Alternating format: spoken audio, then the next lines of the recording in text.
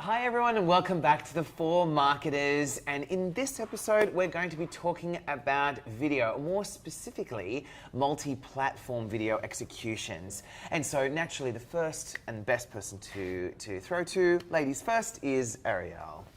So do you want to start? Yeah, jump straight in. Can jump straight in. Well, these days it's very different than before. It's not the one and done video strategy. We now have Facebook, you have Twitter, you have Instagram, you have LinkedIn, you have TikTok, you have YouTube, and Pinterest, and there's so many more. There's so many different platforms you can use. And that can be very overwhelming. And we're finding clients want to utilize these different platforms, but aren't utilizing them to the best of their ability. One size fits all. Yeah. So one of the things I would say is the big danger of going multi-platform is not properly planning for it.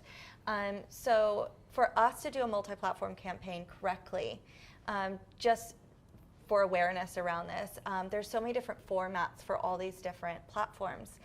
The main ones are your 16:9, which is your Facebook and LinkedIn and YouTube. And then you have your 9:16, which is your TikTok and Instagram Reels. And then you have your 1:1, which is the Instagram Square. And for these different ones, there's different durations that are required as well. So what's really important from a video production standpoint is what platforms are you going to be putting this content onto, and even further back on that, making sure you're selecting the right ones based on where your audience is. So no wonder it's so confusing. Because, I mean, you listen to what you've just reeled off there. I mean, like you're talking about different time frames for each one, so that they restrict you and there's different limitations. You're talking about different sizes and different orientations. You're also talking about how you shoot it and in what format you're shooting it in. No wonder there's people out there going, I've already torn my hair out over it. But so it's Ariel's fault. It's Ariel's fault. But like the reality is today, it's not just just put it on social media. No, it just the doesn't brands happen need like to that be video. anymore. The stats of video. And you can do this, and you can have a multi-platform approach. It's just certain things like, if you are going to do a 9:16 ad along with a 16:9, it's about knowing ahead of time so we can shoot in 4K. And in shooting in 4K and shooting wide means that we can crop in to do a 1:1 or 9:16. However, if we're just shooting HD or we're getting, a closer up shot, if you try to take a close-up talking head into a 9:16, it looks like it's going to look like this. It's going to look really silly. But we can pre-plan for all that now, and we've gotten really good at pre-planning and strategizing creative around these different formats and making that happen.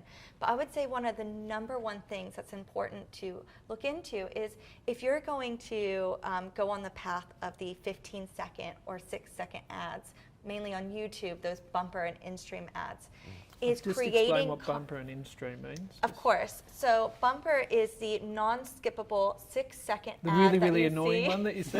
That's my job. Someone always says it. But that's where you why you're so good at it, because it's the one that, because we've all watched them and they drive us insane, but the one that's really good, you kind of go, actually, that was all right. Well, I like, and they chip away. It really does sort of like, it goes over you, and you think, okay, I really did like that, and your finger hovers over the button. I'm going to go and have a look at this site now. Exactly. And that's the key, isn't it? So that's the bumper's the 6-second one. It's non-skippable, and then you have in-stream ads, and there's skippable and non-skippable in-stream ads, which is 15 seconds. So after 5 seconds, if you do the skippable, someone can pass it to go to video. So that's kind of the different formats. And it's so exciting that our clients want to play in this space and they want to utilize YouTube because it is such a mega platform to get your brand across and do some very clear call to actions. So when somebody hits on, so I've got the 15-second skippable ad, I've gone through the first 5 seconds, and now I can skip, but I stay on. This is where the key comes, doesn't it? Because if they stay on, where do they go?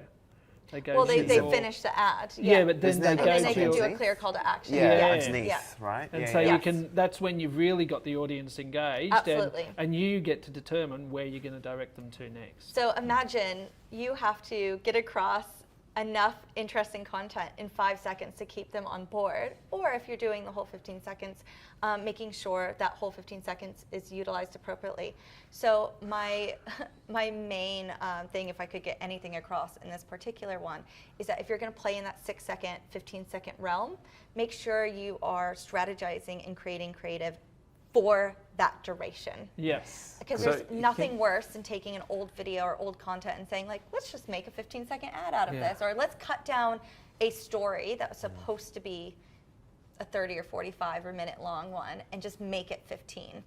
Because essentially you need to have some sort of climax and some sort of issue within that first 4 seconds, 3 seconds to keep that engagement happening. So that was going to be my question, is it possible to get all of that done and just shoot all of that in one go? Or is it kind of, you know what, actually we've got a plan for this and create multiple different videos, thinking about the different formats, thinking about where they're going to be utilized, the length and duration, and the messaging and stuff? Can it all be done in one, or do we have to when we say in one, yes. I mean, one of the reasons we do strategy sessions is if you say we want to use YouTube and Instagram Reels, so we need a 30-second, a 15-second, and a 6-second ad. We need it in 9:16 and 16:9, and we want it to be cheeky or quite funny and creative.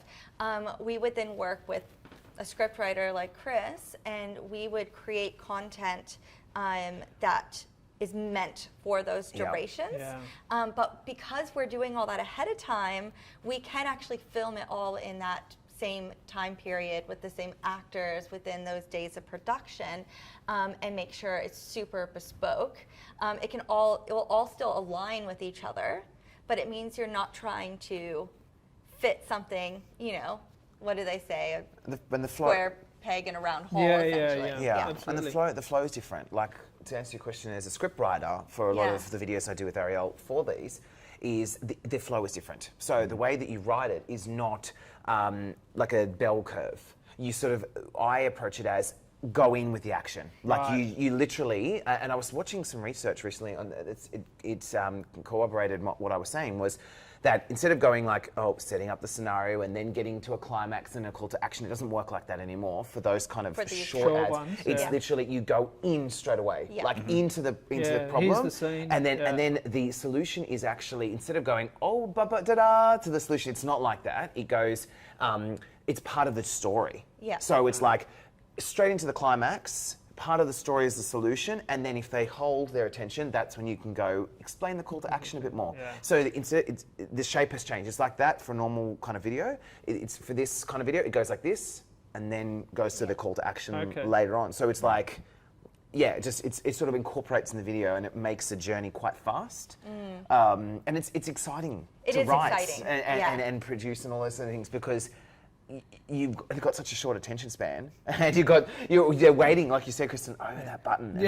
So you've got to, you don't have time to set up a scenario. Exactly. It's like, you're in. Problem happens, here's the journey of the solution in their life. And then if they hang around, then that's when you can say, here's more about us, learn more. And it's a different game, isn't it?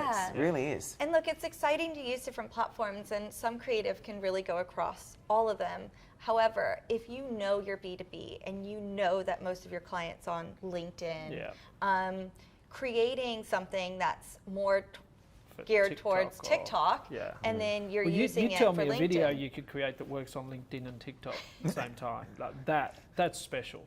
There's actually, it was a dancing video I did.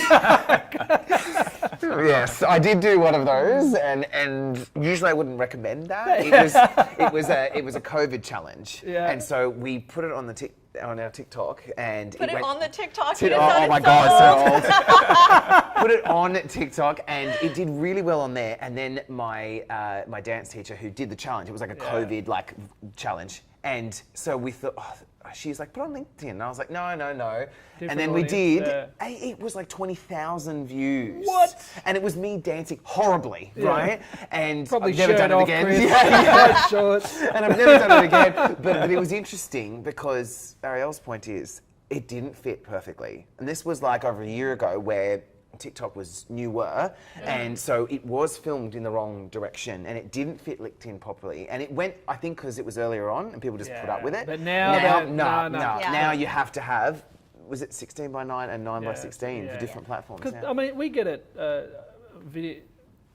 Video obviously has all of those challenges, but it still is exactly the same. For all the different platforms, we've got, you know, all of the work that we do around creative for all the social media, we've got the same. And sometimes clients do ask, well, why, you know, you're creating just a really simple ad for us that we're going to place on social media. Why is it costing so much? And you're like, well, because you're putting across every single media platform, and we've got and within the still, we don't just get to shrink it. You've actually got to rearrange the artwork completely to make it work. So that's where the time and the hours come in. So one of the questions we do like to ask, and I'm sure Ari, you'll have the same piece, is when clients say, I want to do an advert and I want to put it across all these social media platforms, you know, this, can you do all that? We go, yeah, why?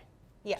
Good one. Okay. Why do you want to do that? There's intent. Yeah, right? there's got to be a reason why you think, and I think that's where you're leading to. Is it the right customer base, and really should you? And the right platform. And is your service the type of thing you really want it to get across in 6 seconds, or should you be doing a video for another platform and another good question. Yeah, and the great thing about doing that briefing and strategy ahead of time is we're not saying everything now has to be 15 or 6 second ads.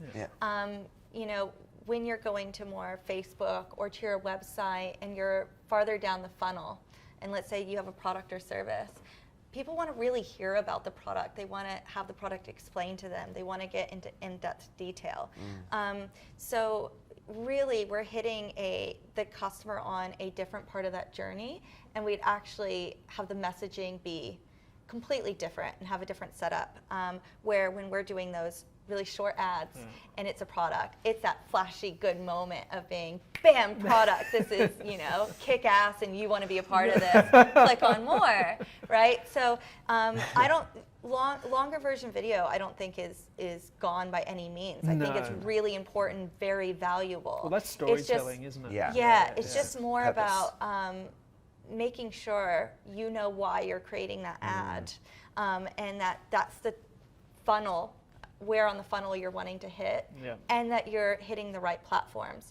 So we just talked about products. When we're talking about, you know, Instagram and TikTok and the younger generation, the fact that now they can do shoppable videos where you see an influencer, you see the brand, and they're wearing a cool jumpsuit, and they're seeing it. There can be you can click. You can click on it, and it will go directly to this is where to he or the she product. got it. Yeah, so it's all shoppable now, and it's creating a really beautiful experience for that generation. And it's, you know, Instagram and TikTok are very much competing right now, so it's becoming such a easy interface to use. So I just think it's really important to sit down with a video agency and do the strategy from the very get-go. What is your product? What is your service? Where is your audience? And what are we trying to achieve? Are we just doing brand awareness right now? Here we are, and this is what we represent. Or do we have a particular product that we are pushing? Or has that already been pushed and they're already interested, but now they're down to the nitty-gritty of, you know, yeah, that's great insight. I'm between these 3 products. I know I'm going to get it. What makes this one better than the rest? So, you know, you really have to decide who you're trying to reach, why you're trying to reach them, and then we can help assist on making sure we're, from the very get-go, formatting and creating aspect ratios and durations that are going to fit that campaign and that requirement. So if you had a client right now who was just going, okay, look, I only want to focus on one channel, which one? Oh dear! Oh wow! Gauntlet put. Which client? What service? Where's the audience? Exactly. All the usual questions, isn't it? Really? Yeah, it's all those questions, because I would say a lot of times, like, you know, our financial services, LinkedIn can be just a really fabulous way to reach more business oriented.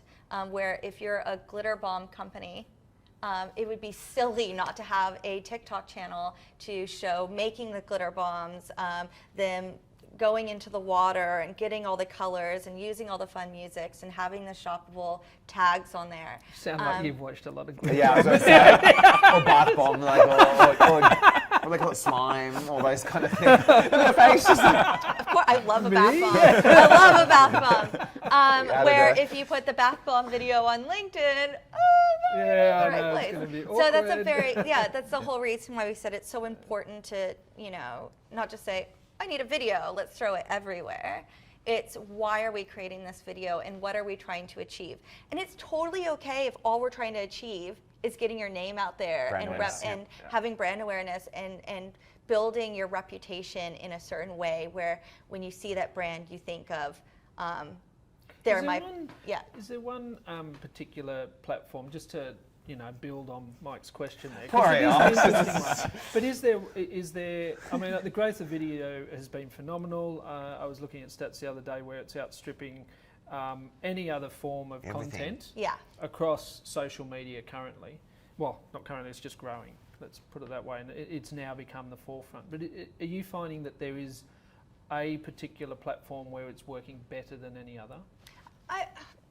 Again, it really depends on the audience. I think Facebook still is a giant that's not really going anywhere.